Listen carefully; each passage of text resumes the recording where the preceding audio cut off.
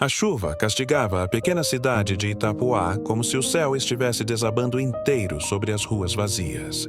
O som da água batendo no asfalto era forte, constante, quase doloroso. Foi naquela noite escura e pesada que Gabriel Farias, ainda com 17 anos, ouviu as palavras que jamais esqueceria. "Você não presta pra nada, moleque. Some da minha casa." A voz carregada de raiva do pai ecoou pela sala enquanto uma garrafa vazia caía no chão. Gabriel já tinha ouvido gritos antes. Já tinha visto pratos voando, portas batendo, móveis quebrando, mas aquela noite era diferente. O olhar do pai não tinha só raiva.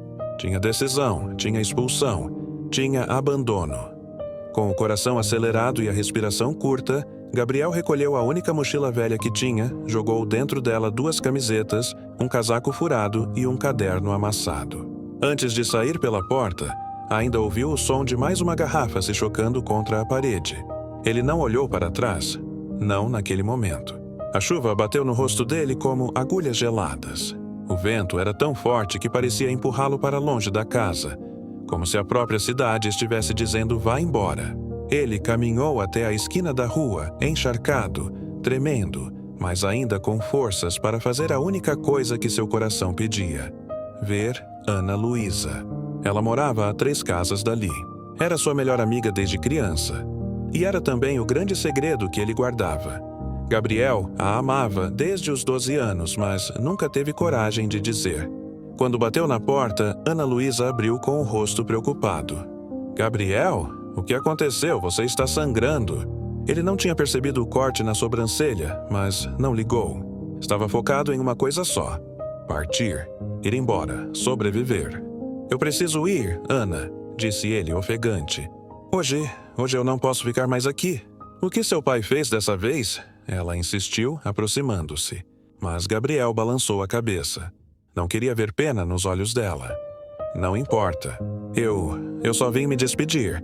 Eu prometo que volto por você, custar o que custar." Ana Luísa ficou imóvel com os olhos marejados. A chuva batia nas costas de Gabriel, formando uma poça enorme nos pés dele. Por um momento, só o vento falou. "Você não precisa ir." Ela insistiu, segurando o braço dele. "Fica aqui, eu falo com a minha mãe, você dorme no sofá, a gente dá um jeito." Mas Gabriel sabia que não podia. Se ficasse, o pai viria atrás, e ele não colocaria Ana e a mãe dela em risco. "Eu volto. Eu juro", repetiu ele, colocando as mãos no rosto dela. "Você só acredita em mim." Ana Luísa desabou em choro silencioso. Não era só medo, era amor. Um amor que ela nunca teve coragem de confessar.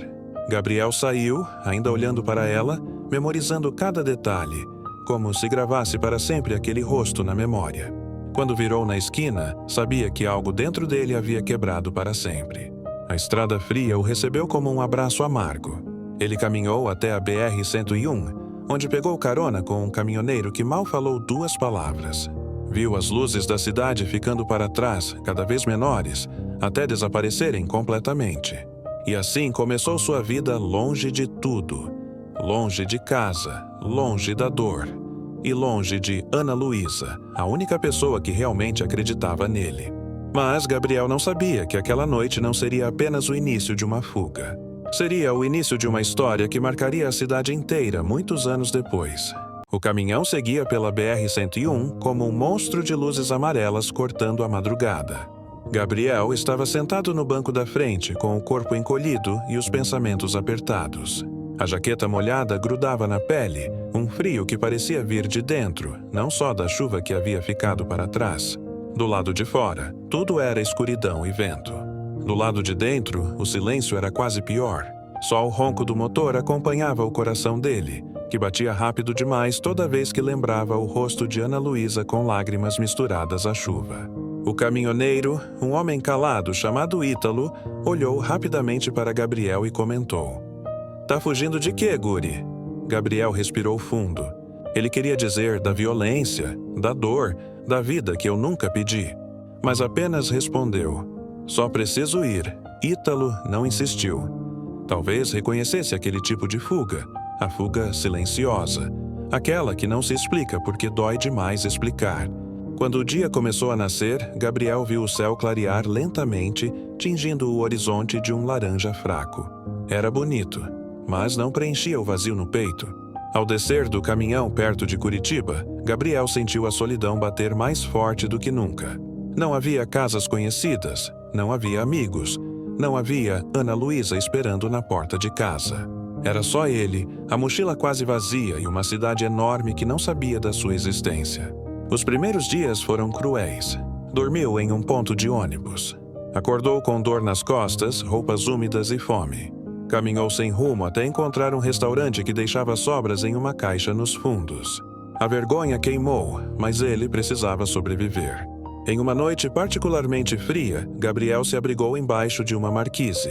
Observava as luzes dos carros e se perguntava se Ana Luísa ainda pensava nele. Será que ela acreditou na promessa? Será que ficou com raiva por ele ter sumido tão de repente? Ele tirou de dentro da mochila o caderno amassado que sempre carregava. Na última página, rabiscou: "Prometi que voltaria. Não posso desistir, mesmo que doa." Os dias foram passando. Gabriel buscava pequenos trabalhos: descarregar caminhões, varrer pátios, carregar caixas. A cada pagamento juntava algumas moedas. Era pouco, mas era alguma coisa. E, apesar de toda a dor, começou a sentir algo novo. A força que nasce da necessidade. A força de quem não pode parar. Ainda assim, todas as noites, antes de dormir, olhava para o céu e sussurrava: "Eu vou voltar, Ana. Espera só mais um pouco." Mas o destino, às vezes cruel, às vezes misterioso, tinha outros planos. Foi numa tarde de vento forte que Gabriel encontrou um pequeno atalho de esperança. Uma igreja local oferecia refeições para pessoas que viviam na rua. Gabriel entrou tímido, com medo de ser rejeitado. Mas uma senhora sorridente o recebeu como se fosse um neto. "Senta, meu filho. Aqui ninguém pergunta de onde você veio, só para onde você quer ir." Aquele prato quente foi mais que comida, foi um abraço. Foi a primeira vez, desde que saiu de Itapuá, que Gabriel sentiu que talvez o mundo não fosse completamente contra ele. Decidiu ficar na cidade por alguns meses, trabalhando o que aparecia, guardando cada moeda. Ele queria voltar para Ana Luísa com algo mais que uma promessa. Queria voltar com dignidade, com uma vida nova, com força para construir um futuro. Mas havia algo que ele não sabia. Enquanto ele lutava sozinho nas ruas, Ana Luísa enfrentava a própria tempestade. Ela esperou notícias durante semanas, depois meses, depois um ano inteiro. Até que a cidade começou a comentar: "Ele não volta mais. Deve ter morrido." Mas Ana não acreditava. Todos os dias, antes de dormir, ela escrevia o nome dele num caderno azul. Era sua forma de manter a esperança viva. 2 jovens separados por quilômetros, conectados por uma promessa feita na chuva. E o destino, que gosta de brincar com o tempo, ainda preparava mais cicatrizes antes de permitir o reencontro. Os meses em Curitiba tornaram Gabriel alguém que ele mesmo não reconhecia. Não por ter perdido sua essência, mas porque a vida, quando quer ensinar, ensina com dureza. Ele aprendeu a ouvir mais do que falar, a observar antes de confiar.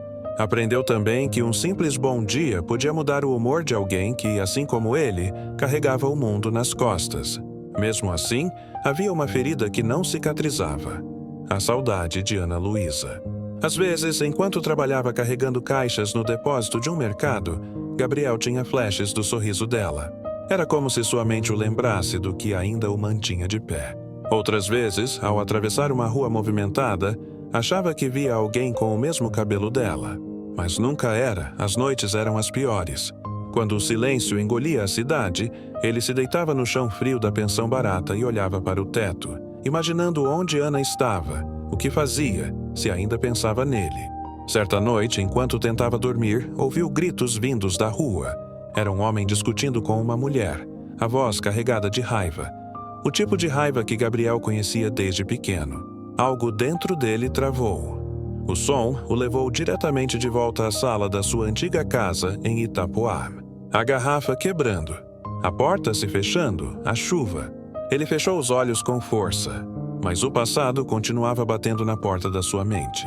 Para fugir daquele turbilhão, Gabriel passou a trabalhar mais. Entrava cedo, saía tarde, às vezes fazia turnos duplos. Qualquer coisa para manter a mente ocupada. Mas o corpo não aguenta eternamente. E um dia, no meio de uma tarde abafada, ele desmaiou. Acordou em uma enfermaria simples, com o gerente do depósito ao lado dele. "Você precisa descansar, rapaz", disse o homem, colocando um copo d'água na mesa. "Trabalhar como máquina não vai resolver o que você carrega aqui dentro." Gabriel não respondeu. Não sabia como explicar aquela dor que parecia não ter fim. Foi nesse período complicado que ele decidiu voltar para a pequena igreja onde tinha recebido ajuda meses antes. A mesma senhora que o acolhera sorriu ao vê-lo. "Eu sabia que você ia voltar", disse ela. "Tem algo diferente no seu olhar hoje." Gabriel suspirou, sentando-se no banco de madeira. "Sinto que estou preso entre o que fui e o que quero ser." A senhora colocou a mão no ombro dele. "Então, meu filho, talvez esteja na hora de voltar para onde tudo começou." Essas palavras ficaram girando na cabeça dele por dias. Ele sabia que a volta era inevitável, mas ainda tinha medo. Medo de encontrar tudo igual. Medo de encontrar tudo diferente. Medo de descobrir que Ana Luísa seguiu em frente. E ela tinha tentado seguir, mas não conseguia. Naquela mesma época, em Itapoá, Ana Luísa caminhava até o mirante da praia sempre ao entardecer. Era o lugar preferido dela. O vento batia nos cabelos e o mar fazia um som que acalmava, mas também trazia lembranças. Ela lembrava de quando ela e Gabriel iam até lá, ainda crianças, para jogar pedras na água e fazer promessas bobas sobre o futuro. Ela segurava o caderno azul onde escrevia todos os dias desde que ele partiu. As páginas estavam cheias de frases curtas. "Volta logo." "Será que você está comendo bem?" "Eu ainda acredito em você." "Por favor, não desista." Era a forma que encontrou de conversar com ele. Mas Ana também tinha seus próprios desafios. O pai dela havia perdido o emprego e a família enfrentava dificuldades. A mãe adoeceu por meses. Ana precisou assumir tudo: estudos, trabalho, cuidados da casa. Era forte, mas às vezes desabava no quarto em silêncio para que ninguém ouvisse. E, em meio a tudo isso, ainda carregava a dor de não saber se Gabriel estava vivo. A cidade, cruel em suas suposições, espalhava boatos. "Ele deve ter se metido com gente errada. Fugiu porque quis. Rapaz assim não volta mais." Ana ficava em silêncio, mas por dentro gritava: "Vocês não conhecem ele." Ela acreditava na promessa, mas acreditar dói. Enquanto isso, distante dali, Gabriel teve seu primeiro grande impulso de coragem. Uma noite, sentado na beira da cama, respirou fundo e disse em voz baixa: "Chegou a hora." No dia seguinte, pediu demissão do depósito, comprou uma mochila nova e começou a juntar tudo o que tinha economizado. Não era muito, mas era suficiente para tentar recomeçar. Antes de partir, pegou o caderno velho que carregava, desde Itapoá, e escreveu a frase que mudaria tudo: "Agora eu volto de verdade." Então, com o coração preparado para reencontrar seu passado, ou enfrentá-lo, Gabriel se colocou novamente na estrada. Ele não sabia, mas a viagem de volta não seria simples. A vida não entrega respostas tão facilmente. Ana Luísa ficou parada diante da porta do quarto da mãe, ainda sentindo o som da conversa ecoando dentro dela. O nome Vicente parecia pulsar como uma ferida antiga que nunca cicatrizou. Ela respirou fundo, tentando organizar os pensamentos, mas a cabeça girava. Por que sua mãe nunca lhe contou aquilo? Por que esconder um amor tão forte e, ao mesmo tempo, tão doloroso? E, principalmente, por que o próprio Vicente nunca abriu a boca? Determinada, ela saiu de casa antes que a mãe percebesse. O frio da noite tocou seu rosto, mas o que queimava por dentro era muito mais intenso.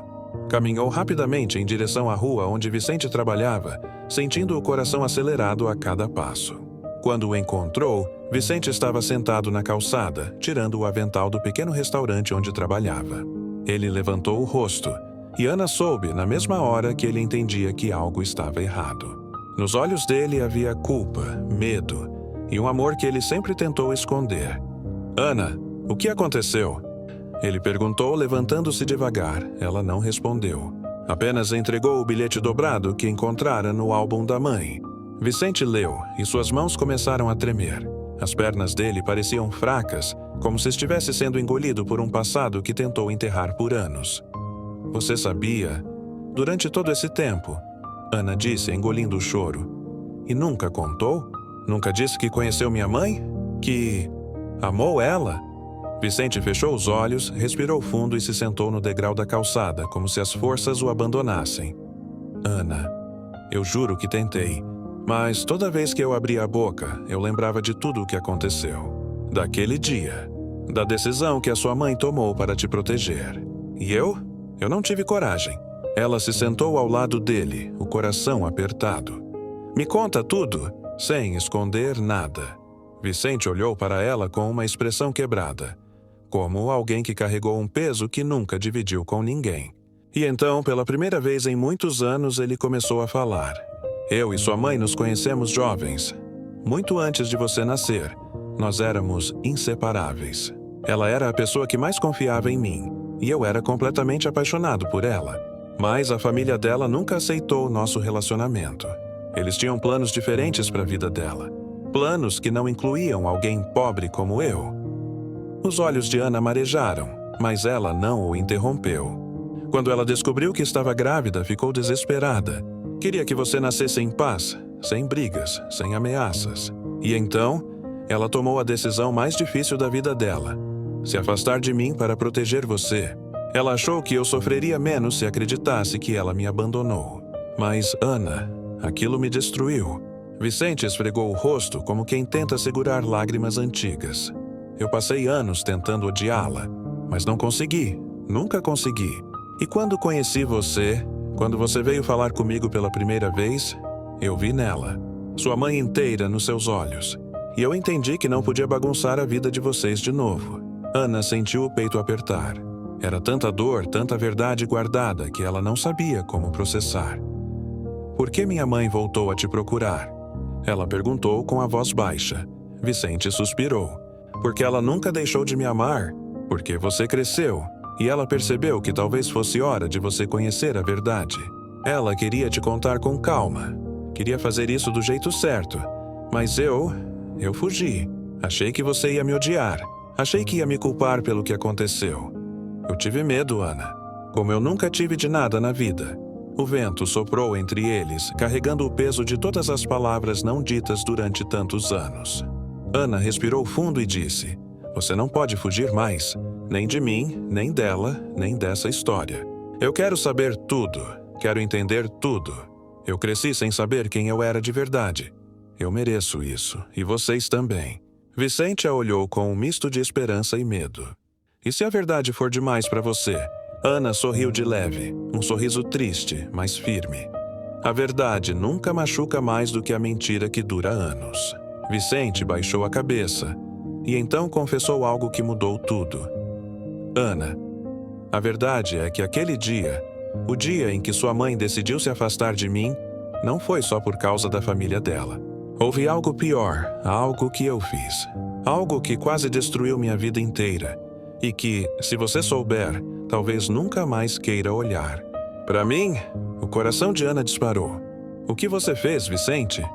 Ele levantou o rosto devagar, com lágrimas nos olhos. Eu não sou quem você pensa. E o que aconteceu naquela noite é algo que sua mãe tentou esconder para que você nunca carregasse essa dor. A voz dele quebrou. Mas agora, você precisa saber. E antes que ele pudesse continuar, alguém apareceu atrás deles. Uma voz familiar, firme e tremida, ao mesmo tempo. Vicente, eu conto para ela. Ana virou lentamente, era sua mãe. E o segredo que esteve escondido por quase 2 décadas estava prestes a vir à tona. E nada seria como antes. A mãe de Ana deu alguns passos, o rosto marcado por anos de silêncio. Vicente ficou imóvel, como se o passado estivesse prestes a engoli-lo. Ana sentiu o coração acelerar, mas manteve-se firme. Mãe, o que aconteceu naquela noite? Ela perguntou. A mãe respirou fundo. Vicente não te abandonou. Eu pedi para ele ir embora. Naquela época, seu avô fez uma ameaça terrível. Se ele não se afastasse, tiraria você de mim assim que nascesse. Ana levou a mão à boca, chocada. Mas por que ele disse que fez algo errado? A mãe olhou para Vicente e ele finalmente falou. Porque eu obedeci. Eu fui covarde, Ana. Eu devia ter lutado por vocês, mas tive medo de perder tudo.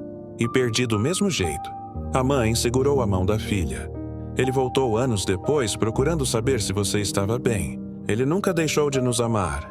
Só não sabia como reparar o passado.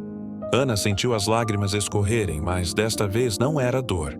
Era compreensão. Ela segurou as mãos dos dois. O passado não dá para mudar, mas o futuro a gente pode construir junto. Vicente chorou, a mãe chorou e os três se abraçaram pela primeira vez. Não como pedaços quebrados de uma história interrompida, mas como uma família que finalmente teve coragem de se encontrar. E naquele abraço, Ana entendeu. A verdade pode doer, mas sempre liberta.